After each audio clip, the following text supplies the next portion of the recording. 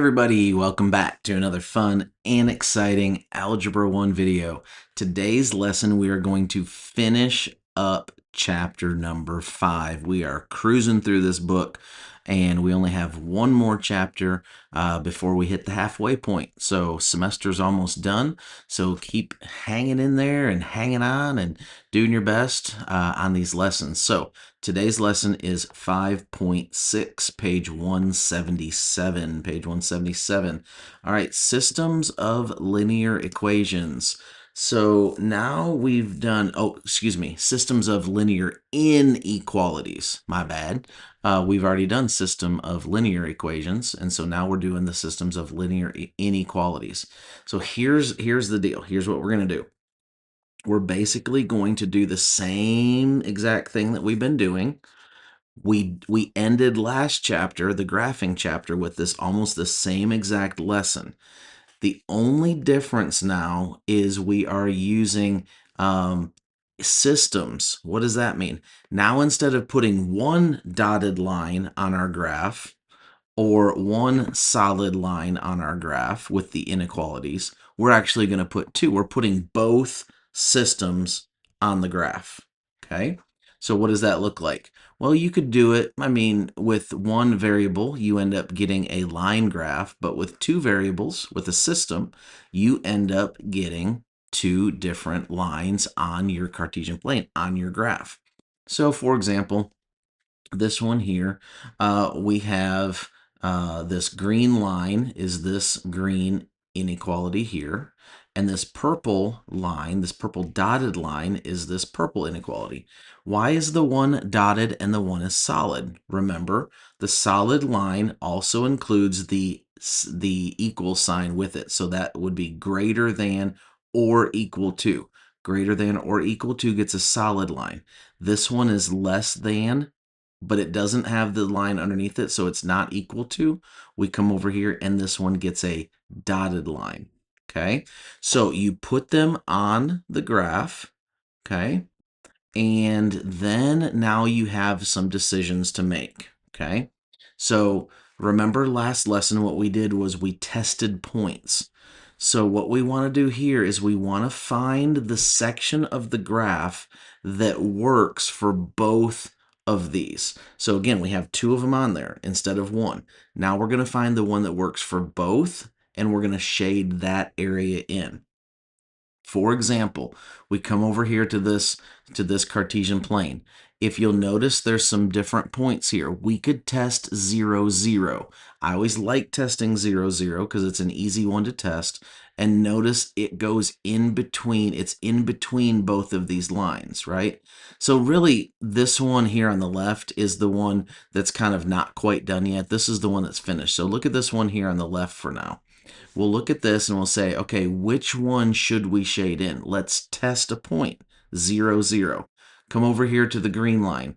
0 is greater than or equal to negative 0 or 0 minus 2. So that would be 0 is greater than or equal to negative 2. And that is correct. 0 is greater than negative 2. So that works. That's good. But we can't just shade it in quite yet. We have to wait, because it has to work in both of them, because this is a system of equations. This is what we're getting to over here. So what they did here was they shaded the whole thing in, and then they went back and shaded again. We don't need to do that necessarily. We can just figure out which one works in both. So then we come over here to the y is less than negative x plus 5. So again, we're testing the 0, 0 point. So 0 is less than 0 plus 5 is 5. So 0 is less than 5. That is also true. So that means that this middle section works for both. What you would do is you would come in here and you would shade the entire middle section between those two lines, okay? And these lines look like they're parallel lines, right? And they are, and we know that because we have the same slope on these lines, right? Negative 1 over 1, negative 1 over 1, or just negative x, that's the same slope. So these are indeed parallel lines. So all of this section in the middle right here would be shaded in. We don't shade anything over here. We don't shade anything over here because the only section that works is this in the middle. We can verify that. We didn't test any other points, but we can verify that by testing a point outside. So, for example, -4, 0 is outside of that. -4 on the x and 0 on the y. If you plug in for that, you will find that it does not work in at least one of these. Going over here, we could plug in 4, 4. So 4, 4 is right here. We could plug that in, and you would also find out that 4, 4 does not work in those. In one of them. It may work in one, but not the other. Okay. It must work in both for these systems. So we would color in just the middle. All right, let's go to this next page, page number 178. All right, so we're going to graph these systems. And so what we want to do is we want to go ahead and graph the lines. So they graph this green line. Here's the green line.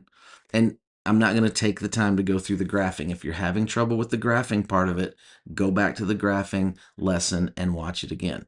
So the green line is right here. It is a solid line because it has the equal to. Here's the purple line going through here. Here's our point of intersection right here.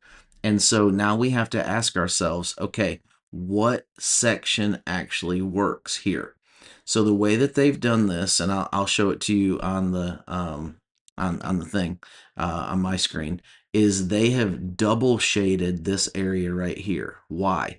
Because that's the area that works. We're going to go over to my screen and look at it in just a second, but we're going to double shade the area that works. Okay, so the green area is on this side of the line. So this right side of the line. The purple area is on this top side of the line. The area that gets shaded twice, that's the area that works in both of them.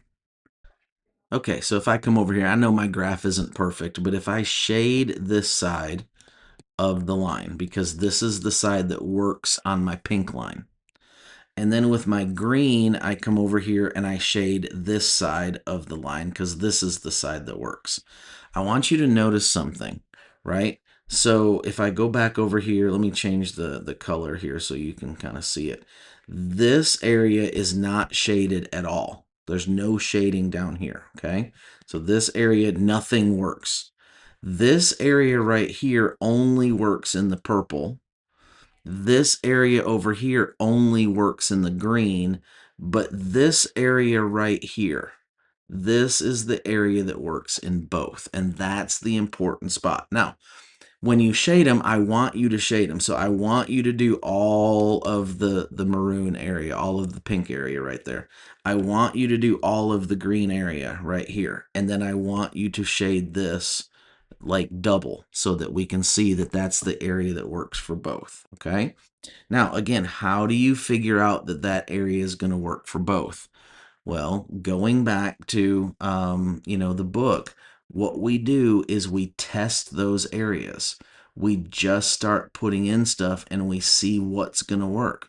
And we put in a test point. 0, 0. Is 0, 0 going to work? Well, it works for one, but not the other. So if it works for one, we shade it in the purple. But then if it doesn't work for the other, we can't shade it in the green. So then we'd come over here and pick another point like 2, 2, this point right here. And you find out, oh, this works for the green one and the purple one. So you would shade it with both colors, and then you end up with getting one that's double shaded. The one that's got the double color on it, that's the one that works for both. All right, so it's a little bit of a trick there in doing those. So on this one, when they figured this out, they went through, they graphed the line. The green went over here, the purple went over here. Guess what? There's no overlap. So in this case, there is no solution. There is no solution. Nothing overlaps. And so you would end up with this being false. This would be a no solution. All right. And then we can apply this basically the same way that we did that with in the last lesson we did with the cashews and the almonds, the question that we did. We could do the same thing here. So when we fill out our information, if we fill out our information on our cashews and our almonds, we would end up with a graph, and we would end up with a certain part working for both. Well, when we do that, we can start asking questions about it. Like, for example, what do the axes on the graph represent? What's an axis? An axis is like the line that goes up and the line that goes over. So the x and the y are the axes. So what does the x and the y equal? The x represents the number of boxes of donuts. So if you look here, they purchased 12 donuts. So this is on the x, and then the y-axis is the number of boxes of cookies. The boxes of cookies is the y. Okay. Could Jeff purchase 3 boxes of donuts and 7 boxes of cookies? Well, let's see. What does that mean? That means, is it inside of this range? Does it work for both? Okay, let's see if it does. If he purchases 3 boxes of donuts, donuts was this one that went on the X, the left and right. So 3 boxes of donuts, that's right here. So if he purchases 3 boxes of donuts and it says 7 boxes of cookies. So if you go up from the 3, look, the 7 and the 3 meet up inside of that graph. So can he do that? He can. Okay, so he can actually get the boxes of the 3 boxes of donuts and the 7 boxes of cookies. The point representing 4 boxes of donuts and 5 boxes of cookies is in the purple region, but not the teal. Explain what this means. So go over here to the 4 boxes of donuts, up here to the 5 boxes of cookies, and it doesn't quite get into that. It's just short of that. If you look at it, it's just short of that line. So what does that mean? Well, it means he doesn't have enough to buy that combination. Okay. So what if he wanted cookies and donuts? He would have to buy 1 less box of donuts. And so, or he'd have to buy 1 fewer box of cookies, whatever it is, whatever gets him inside of that range. Next question, why does the graph contain only the first quadrant? Well, you can't buy negative cookies and you can't buy negative donuts, okay? So I guess that would be a diet if you're buying negative donuts. You're losing weight. But in this case, he's only purchasing positive values of these. So you can't buy negative values, so we don't have to go into the negatives. All right, so here's a little bit of a trick question here, the last one. If Jeff wants to buy as many boxes of donuts as possible, how many should he buy? You might say, well, he can buy 7 because look, the donut line goes over here to 7. But notice part of the question says that he needs to purchase at least 100 treats. So he's got 100 kids coming to VBS, and he needs to have enough treats for all of them. If he buys 7 boxes of donuts, 7 times 12 does not get him to 100. Okay, so he's going to be short. So he has to buy some cookies. So if we look at this graph, this is the last point right here. This point of intersection is the last point that he can buy donuts. He can only buy 5 boxes of donuts. If he buys 5 boxes of donuts, he can buy 4 boxes of cookies, and that gets him to his 100. So again, some of you are like, well, that's kind of crazy. Like, no, this is how businesses analyze data. This is how churches and different places figure out how much of something to buy. You deal with a ton of graphs in business. If any of you want anything to do with business at all, you're going to have to learn how to do this. This is statistical information. It's very important to learn this. So don't just blow this off and say, oh, that's too hard. I can't figure it out. That's too much. No, these are things that as you continue on in math, as you continue on in life in general, you're going to have to figure out some of these things. So take the time, work through this, make sure that you understand how to do it, what to do. It's very important that when you shade something, you remember the space that you shade twice. That is the space that solves the problem. That is the only space that solves the problem. This does not solve the problem. This does not solve the problem. And this certainly does not solve the problem because nothing landed in there. The only piece of this that solves the problem is the piece that got double shaded. Okay? So that is really important to remember as you're going through these questions, as you're answering questions about them. It has to fall within that double shaded area in order to satisfy the equation, the problem that you're given. Okay? That's all I've got for you. If you missed anything, slide it back, watch it again. We'll see you later. Have a good one. Bye bye.